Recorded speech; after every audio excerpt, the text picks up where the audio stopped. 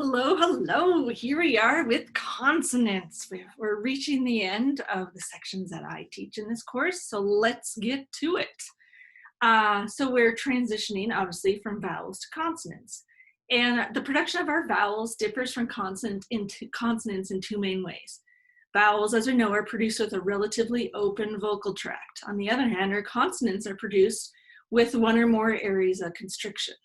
And the relative openness of the vocal tract in the production of vowels mean that our vowels carry greater acoustic energy than consonants. Vowels are always voiced. On the other hand, the sound source for consonants may be voicing, turbulent airflow, or both voicing and turbulent airflow. So that is, our vowels are always produced with nearly periodic airflow, with their sound source coming exclusively from our vibrating vocal folds. On the other hand, our consonants can be produced with the nearly periodic airflow from our vibrating vocal folds and or aperiodic airflow from the constriction at the glottis or downstream somewhere else in our vocal tract. So a downstream constriction is closer to the mouth, while an upstream constriction is closer to the vocal folds. All sounds in American English are egressive, meaning that they're produced on the outward flow of air from the lungs. Granted, I did work with a kid who had speech disorders who, when he was really little, he produced ingressive sounds. So he was producing sounds on the inflow or the inhalation of air. Obviously, he had a very severe speech disorder. Okay, so again, we have three sources of speech sounds. One source is the vibration of the vocal folds. This is driven by the air pressure generated in the lungs, in which the steady flow of air is converted into a series of puffs that vibrate. And so this produces a nearly periodic complex waves. And again, vowels are produced in this manner.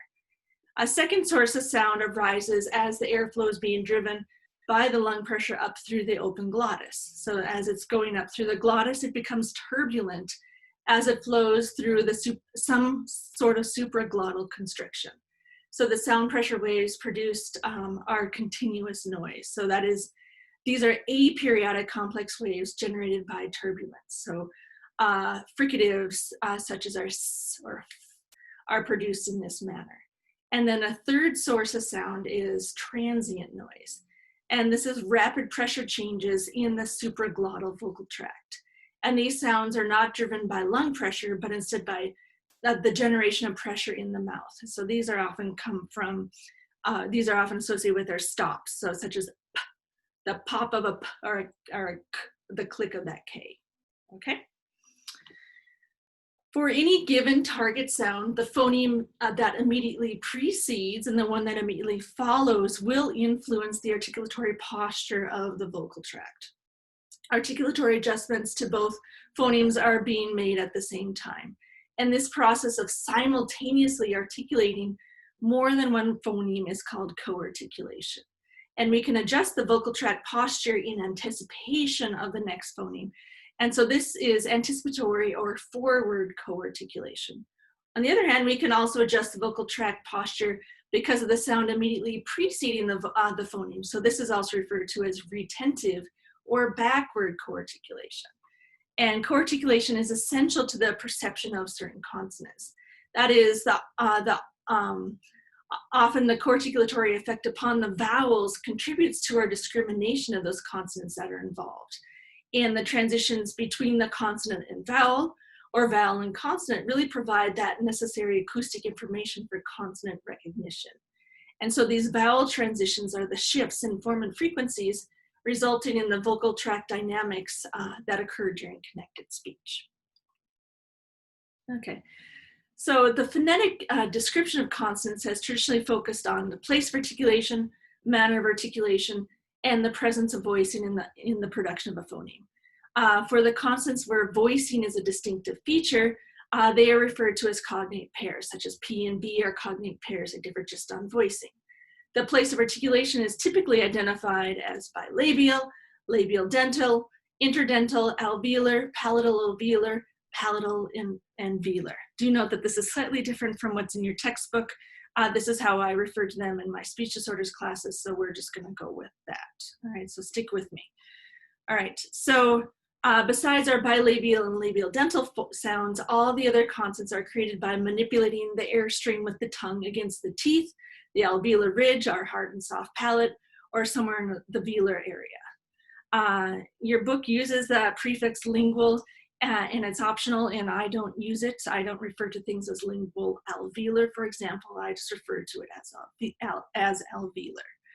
So our bilabials are produced with both lips coming together to occlude the airway. This is, again, our P and our B.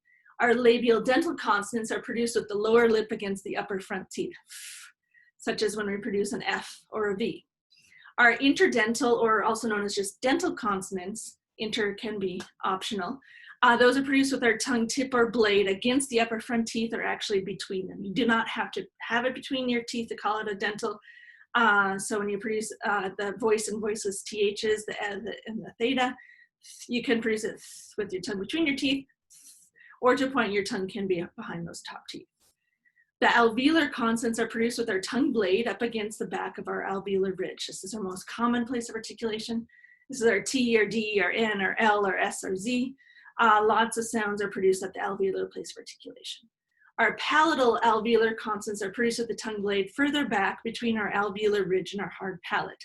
This is the differentiation from what's in your textbook. These are, we have fricatives and affricates that we're going to consider to be palatal alveolar. So our fricatives are sh and zh, and these are also our affricates, our ch and our j. So those are all going to be our palatal alveolar consonants. We have one palatal consonant in English, and this is produced with our tongue blade behind the hard palate. That is our y. Okay, that's the only palatal consonant we are going to refer to. And then finally, we have our velar consonants being produced with the back of the tongue against the soft palate. This is our K and our G, for example. The R, the the prevocalic can be considered a retroflex, and that is sometimes produced with that back of the tongue tip against the alveolar ridge. Or it can also be produced as a bunched R, where you're pretty much pulling it back into a velar-like position. Like you think about where you say, you go grr, your tongue does not move much from the G to the That's more your bunched R. Okay, so we're not really going to talk about the place of articulation of the R, because it really is going to change depending on the vowels that surround it, and to a point the consonants, especially if it's surrounded by a velar sound. Whew. All right, so the manner of articulation refers to the degree of constriction in the vocal tract and its effect on the airflow. So this constriction may be transiently complete, in which the airflow is fully stopped momentarily. So this occurs with our stops, also known as plosives, as well as to a point with our affricates. We have complete closure for just a second and then release it into the fricative type airflow. Our constriction can also be incomplete, so that airflow is impeded to a greater or a lesser extent for either a short duration or for a relatively long period, again, depending on the sound. And so when our constriction is incomplete and the airflow is continuing, that consonant is said to be considered a continuant. So our continuants are the fricatives, the glides, the liquids, as well as our nasals. Okay, so here's an example of one way, a consonant chart, how you can identify them with, in this chart, voice sounds are on the left and voiceless sounds are on the right. Those are your cognate pairs. And we differentiated them by the place of articulation, as well as the manner of articulation. So you can see where everything is. And we will come back to these more as we look at each of these manners of articulation in more detail.